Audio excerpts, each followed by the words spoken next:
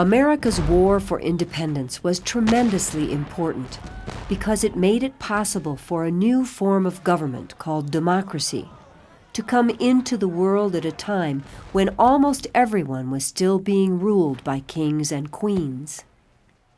The war for independence was a long, hard-fought struggle between the professional army of Britain, the most powerful country on earth, and a raggedy collection of American colonists. It lasted for 8 long years, and by the time the war was over, 27,000 American and 10,000 British soldiers had lost their lives. As the leaves were just changing color in October of 1774, the colonies were experiencing a lot of trouble because of unfair taxation, lack of representation in the British Parliament, and the restriction of colonial freedoms. Even so, less than 1/3 of the colonists really wanted independence from Britain. Nevertheless, the First Continental Congress was meeting that October and was warning people to be prepared to fight if American liberties were not restored. Early in the next year, in 1775, the situation grew worse when the king declared the colony of Massachusetts to be an open rebellion and commanded that Boston's main patriot leaders, Samuel Adams and John Hancock, be arrested for treason. A short time later, soldiers were ordered to seize American weapons and gunpowder being stored in the town of Concord, Massachusetts. The night before the outbreak of the Revolutionary War, the steeple of this Boston church glowed with the light of 2 lanterns. The lights were a signal to the patriots that British troops, known as Redcoats, were coming to search for weapons in Concord by secretly crossing the river to Charlestown.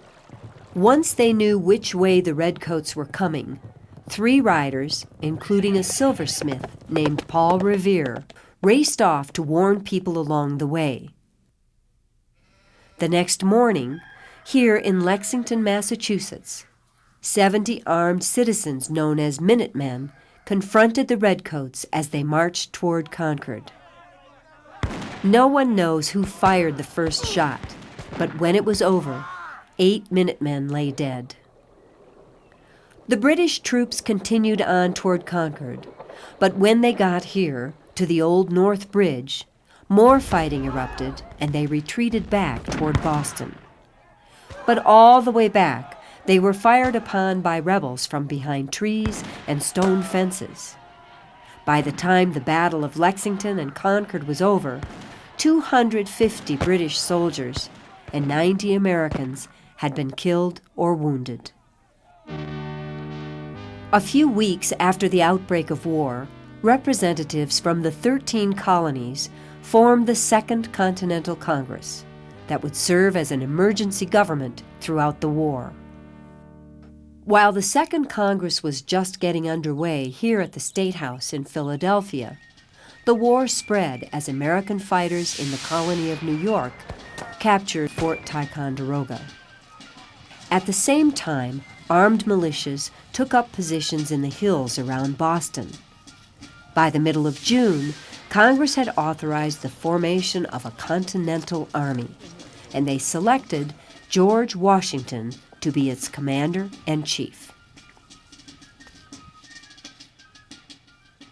The Battle of Bunker Hill was the second and the bloodiest battle of the Revolutionary War.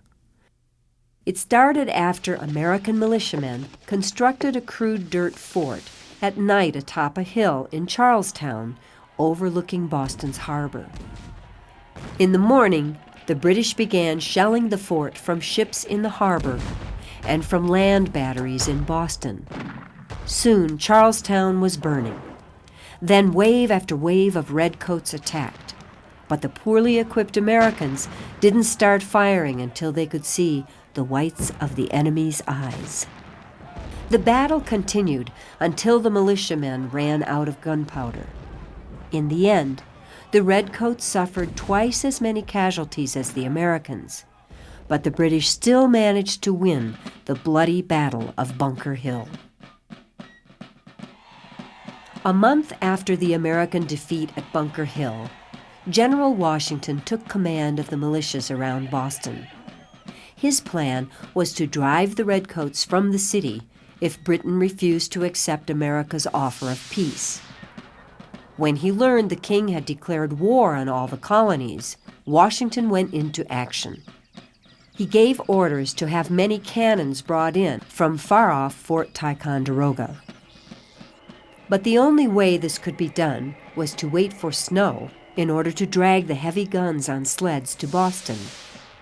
As this was being done, American troops invaded British Canada, but were defeated when they tried to capture the city of Quebec. By March of 1776, the cannons were in Boston and were pointed directly at the enemy. Realizing their position was hopeless, the British dumped their own cannons into the harbor and sailed off to the safety of Canada. After that, American forces took control of the city. With the arrival of summer in 1776, Thomas Jefferson and other members of a special congressional committee were busy at work writing the Declaration of Independence, America's most famous historical document. They wrote that all men are born with certain God-given rights and are created equal. They describe all the ways that Britain had taken away the rights of the colonists, and they declare that America must be independent to form a new, democratic nation. The United States of America was born here, within the walls of the State House of the Colony of Pennsylvania, on the 4th of July, 1776, when the Declaration of Independence was presented to Congress. This room was unusually quiet that day as men stepped forward to sign their names to the document, for all of them realized the great importance and danger of what they were doing. Among the signers of the Declaration of Independence, slavery was a very controversial and confusing issue.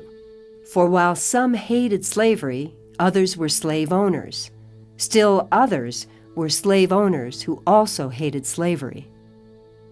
Thomas Jefferson, for example, had called slavery a cruel war against human nature. Yet both he and George Washington, who also held anti-slavery views, possessed large Virginia plantations and owned hundreds of slaves. The Continental Congress believed that the problem of slavery had to be solved at a later time, because right then the war had to be won and a strong union of states created. Many Americans were just learning that independence had been declared when war broke out in New York and spread to New Jersey and Pennsylvania. It began when British soldiers and hired German troops, called Hessians, assembled to attack New York City. After a lot of fighting, British forces took control of the city and chased Washington's army across New Jersey into Pennsylvania. But near here, on Christmas night in 1776, Washington and his men went on the offensive. They crossed the icy Delaware River and slipped back into New Jersey. With the element of surprise on their side, American forces went on to win important battles at Trenton and nearby Princeton. The next summer, a huge enemy force invaded New York from Canada.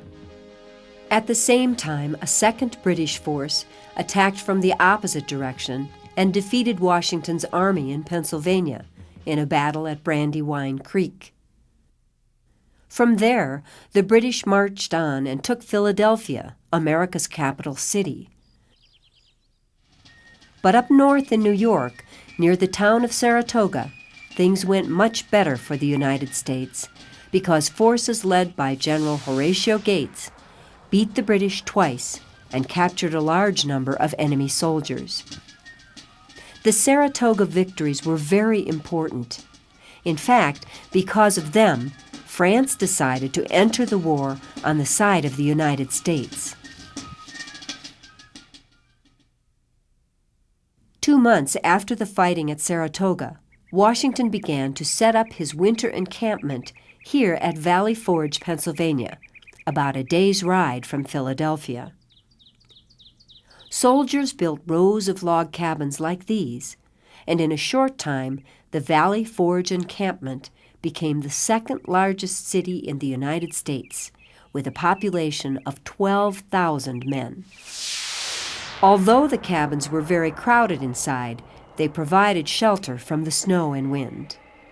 But Washington's men still suffered severe hardships most of that winter because they lacked adequate food, shoes, and clothing.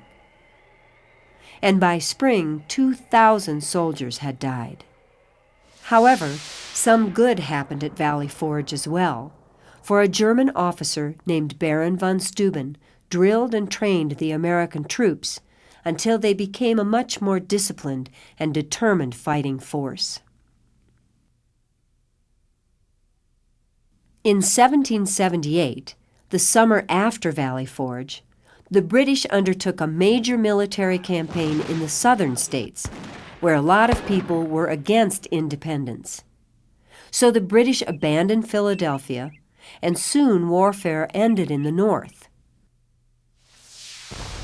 Late in December of 1778, the King's forces seized Savannah, Georgia, and soon took control of the whole state. The year 1779, as well as most of 1780, were very bad for the United States because they suffered a string of bitter defeats in the South. Eventually, the Americans started to win again, but they could not stop the British from invading Virginia.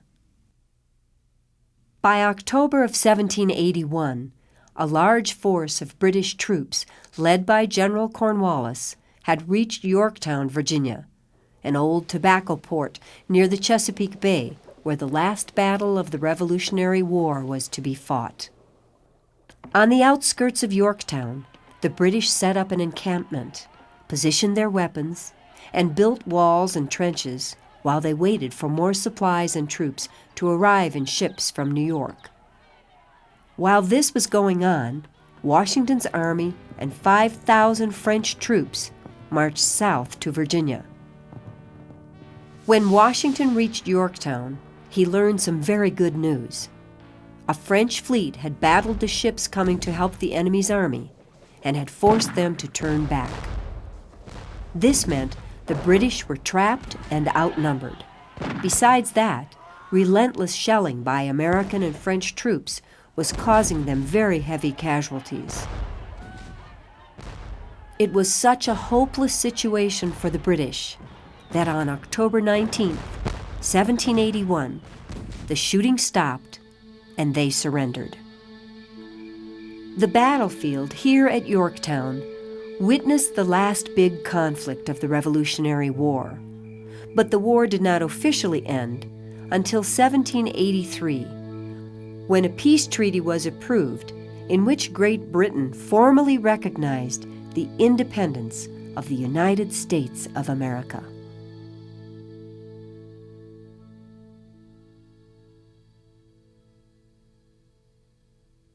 True or false? The first battle of the Revolutionary War was fought in Massachusetts. True or false? In 1774, most Americans didn't want independence from Great Britain. True or false?